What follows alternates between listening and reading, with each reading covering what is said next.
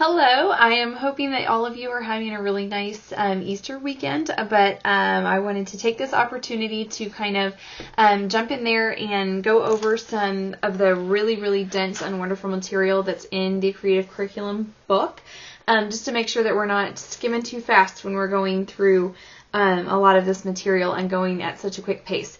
So just a few things that I wanted to kind of respond on, and I thought doing it this way might be more effective than responding in pieces to everyone, just so hopefully everyone will be able to view this and get that information. One of the things that I wanted to do was talk about what curriculum is in the first place. Curriculum is, in a large sense, it is deciding what your objectives are, what your goals, what you intend to teach, and then how you're going to teach and make and incorporate and impart that information to students, and then how you're going to assess, did I meet my objectives? Was I able to teach all those things that I was hoping to? In early childhood, when we talk about early childhood curriculum, sometimes it's the tendency is to think about our curriculum as our lesson plans, because that's what we're going to do. Those are the activities that we're going to do with the children, and that is definitely a part of curriculum. It's a big part of curriculum, but it's not the whole thing. If we have lesson plans, but we don't have specific objectives that we're trying to reach, and we're not ever assessing to see if we've met those objectives, then we're doing activities, but we've not really developed a curriculum. The other thing that kind of distinguishes early childhood from other curriculum development, so for example, curriculum development for adult students, there's a much greater emphasis on the environment. What the room looks like, what it feels like, what activities are there, what materials are there, how things are arranged, what the schedule is going to be through the day. All of those things contribute to and are a big part of curriculum also, which is why we're starting off with an activity to talk about kind of assessing our environments and planning an environment, because it is so important. There are, in these first two chapters of this book, there is a lot of information about child development, ages and stages in all different domains, so that you can help develop what your objectives are, appropriate objectives for your children, and so that when you are ready to plan those lessons and that environment, that you know, I'm doing this because this is my goal. I have that intent in mind, doing that teaching with intention, teaching on purpose. We're not just going to jump in and do a bunch of lesson plans and activities with no specific learning goal in mind. So this is what is going to help us have intention and learning goals in mind, objectives, and plans when we're working with our young kiddos. It also, a big part of what this book will go into detail about, and is a huge part of early childhood curriculum, is the kind of the philosophy of how children learn best. What do you believe is the best methods of teaching, the best theories, the best theoretical foundation for that we have for how children learn best, what the role of the teacher is, what the role of the child is, what the role of the family is, because again, that's a distinguishing factor in early childhood. We tend to, just by the nature of because the children are so small and still so dependent on us for their basic needs, their families tend to be more involved than, say, a sixth grader. If I was a sixth grade teacher, I may get to know those families and I would have those parent-teacher conferences, but I will probably not have the same depth of relationship with those families as I would if I have a classroom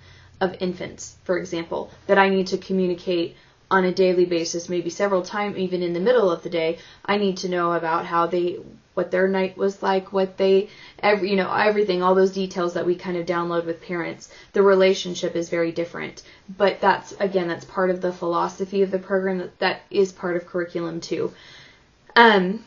So if you are currently not in a program that does not have a specific curriculum identified that you're using, I would strongly encourage you to keep this textbook handy. It is a large book. I'm not expecting that all of us are going to have it read word for word in this course.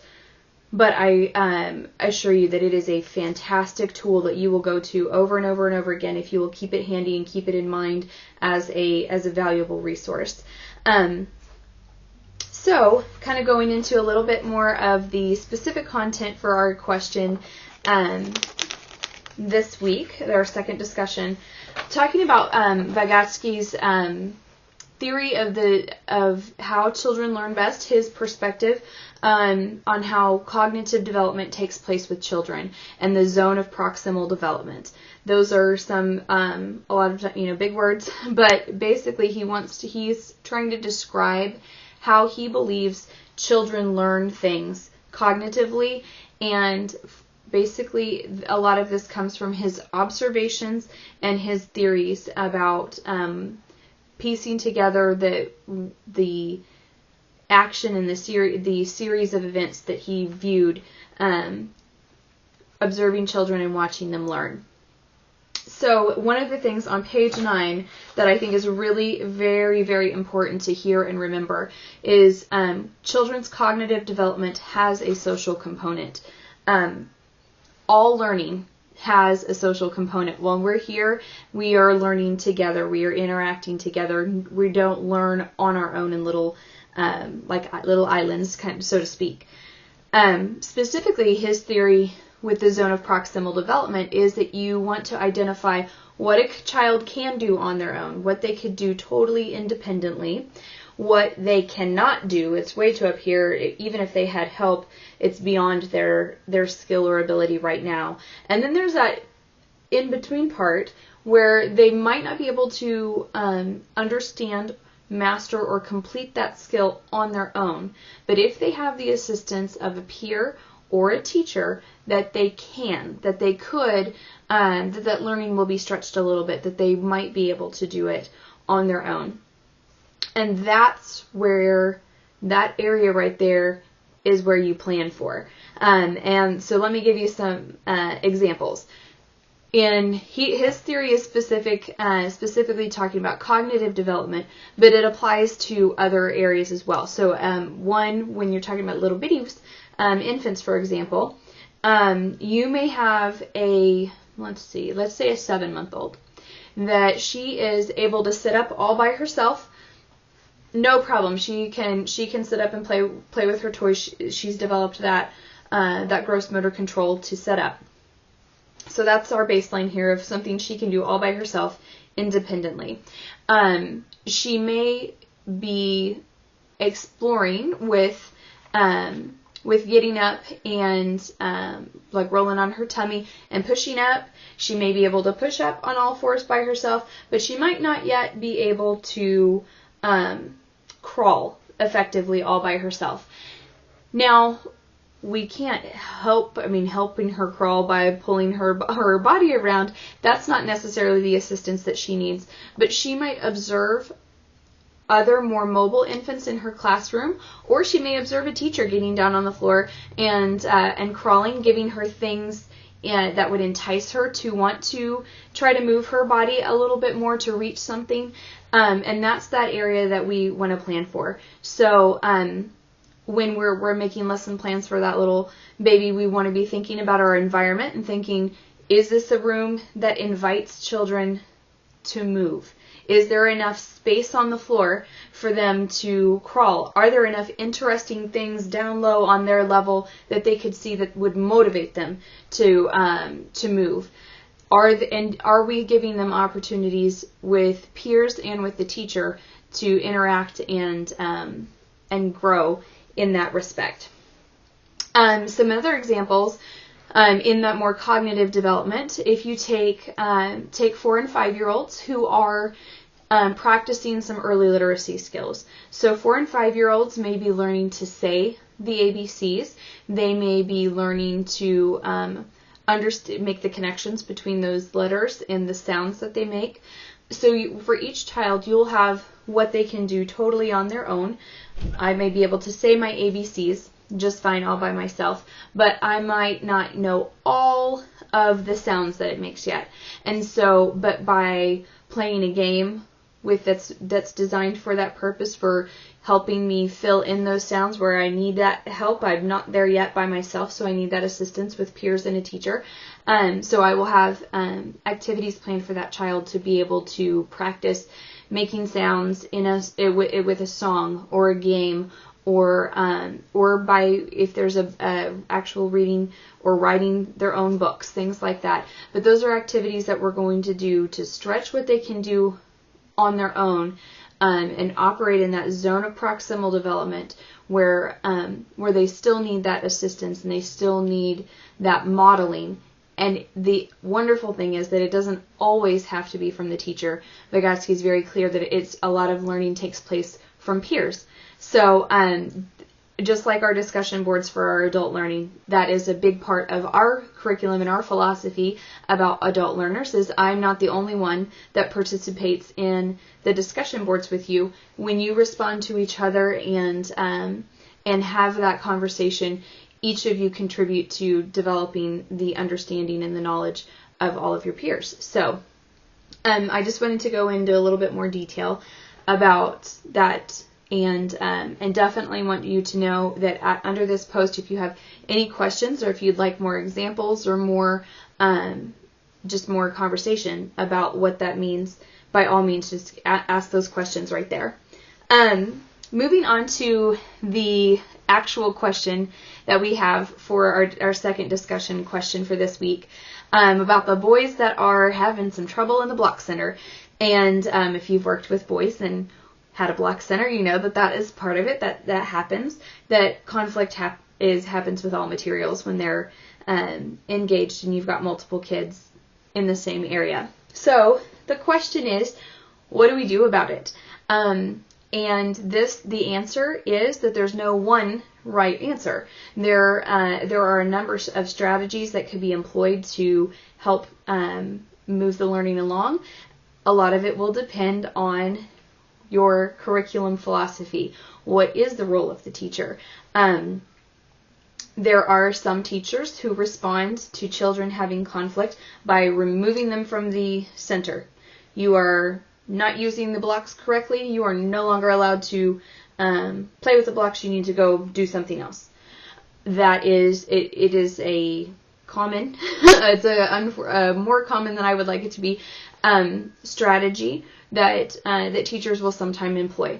The reason that I feel like that is not ideal is that it stops the learning cycle.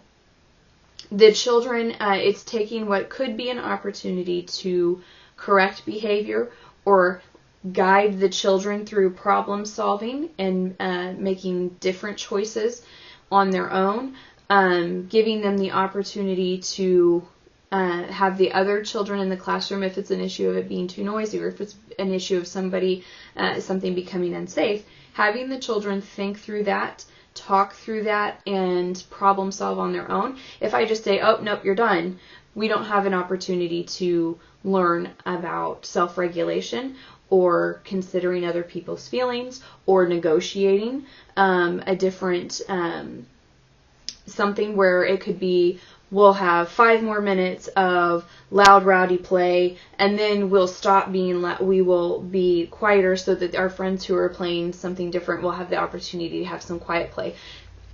If we just say, no, you're done, we cut off all of that opportunity for learning and for them to problem solve and kind of process things on their own. And even very, very young children, if they've got, or even toddlers, little basic sign language that they can use if they're not verbal yet. There's so much that can be done where children can be guided through being part of the solution. So that's why my preference is not to just say, no, you're done, you're being rowdy, and so we quit. So I have definitely, I'm loving that when you guys are getting in there and talking about what your different perspectives are, and all kinds of different things come up, like should you have wooden blocks in the center? How old are these kids? What is happening? Is it really unsafe, or is it just getting loud? Who knows? Those details, though, make a very big difference about what we do. for those of you, there were a couple of you guys that were talking about block play and if it was appropriate and what you can learn from block play. I just wanted to let you know that in your textbook on page 247 to 249, it specifically talks about block play and unit blocks and what children learn from those. And you will notice that there is not a specific age limit on those that's given. And the reason for that is my philosophy, again, it's part of how I operate, is that there are not really very many inappropriate materials. Almost anything that that children are interested in using can be used safely with the proper supervision and the proper instruction and demonstration of how those materials are supposed to be used. So anyways, that's my 2 cents on the block play. Is go look in further on in the text and see what they say about block play. It's one of the it's a wonderful opportunity for children to learn socially. It's also a wonderful opportunity for children to learn. They're able to learn a lot of math skills as well, engineering skills. There's all kinds of wonderful early learning that happens, foundational learning for big topics that happen in the Block Center. So, one of the things that you can do anytime you're having a challenging behavior, whether it's in the Block Center or wherever it is, the number one thing that you should do is stop and examine the environment. Again, that's why we're having this very first activity, the first assignment being developing your own space, because the environment is so critical with young children, how they behave. If it is over or under stimulating, if there are sometimes there are little things where if you have children that are running in the classroom and you examine, you realize, oh, well, you might have positioned such things in such a way that you made just like a track that just begs for them to pick up some speed. And if there were some things that were adjusted in the classroom, that this space wouldn't encourage that type of movement. You can also assess, are we having enough outside time? Outside time is part of the curriculum too, what our schedule is like and what things that we value assigning specific time to.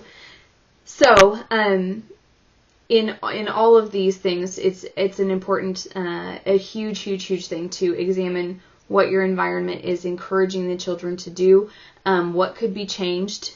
One of my kind of primary things that I always thought of, particularly in a 2, 3, 4-year-old, 5-year-old classroom, is if a child is doing something, whatever behavior it is, if they are, say they're climbing, that's a big one, climbing on the shelves, they are often doing that because they literally have an internal need that is something that they're trying to develop, whether it's balance or their muscle development, whatever it is that their body is and brain is telling them, this is what I want to practice right now.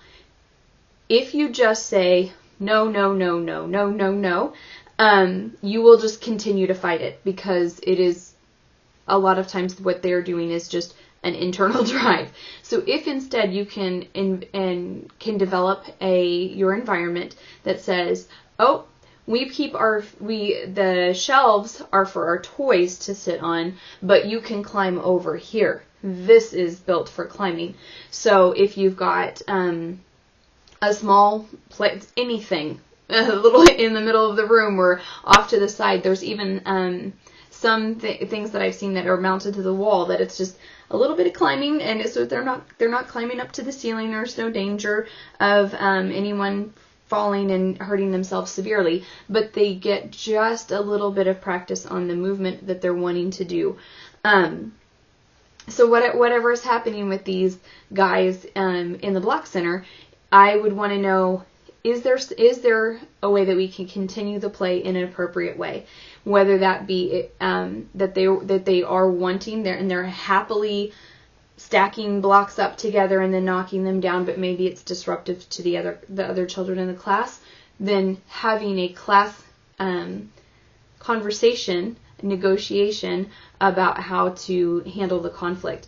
And the teacher, in my, what I tend to do, operate as a teacher, is a mediator. I'm there to supply the language if it's lacking. I'm there to model that language, and it's really fascinating how quickly, after children have heard this, over and over and over again, then you'll hear them start to use it on their own, and that's where you want to get them. That's operating in that zone of proximal development. Today, they might not be able to say, yes, I can, on my own, with my own 3-year-old vocabulary and my emotions, say, I would like to negotiate. Can we talk? If they're not able to do that. But if I can get the two of them together and offer that language, let's get together and negotiate. Let's talk. And so you tell me what you want to do. You tell me what you want to do. All right, how can we work it out and be there to support that language? That's something they can't do on their own, but if I am there to support them and give them some assistance, operating in that zone of proximal development.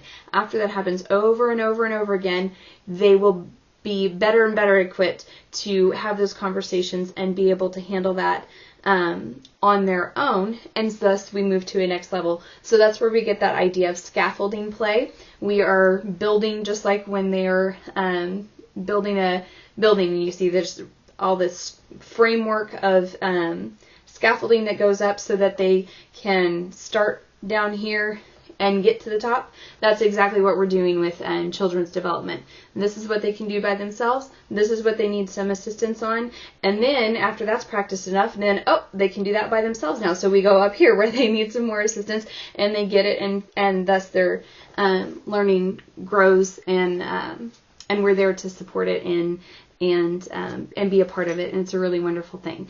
So, again, dig into this book. It has so much wonderful information. Keep it handy. Do not get to the end of this course and chuck it off somewhere. This is the kind of thing that you will be tremendously valuable to you as a professional for years. The other thing is that please, please, please dig into those discussion boards. Be very mindful not to just make your primary posts, but respond to others. Respond when others respond to you. Ask those questions back and forth so we make sure that we have that really rich discussion going on. I'm looking forward to seeing the environments that you create. Please let me know if you have questions, and work hard over the weekend. Thank you.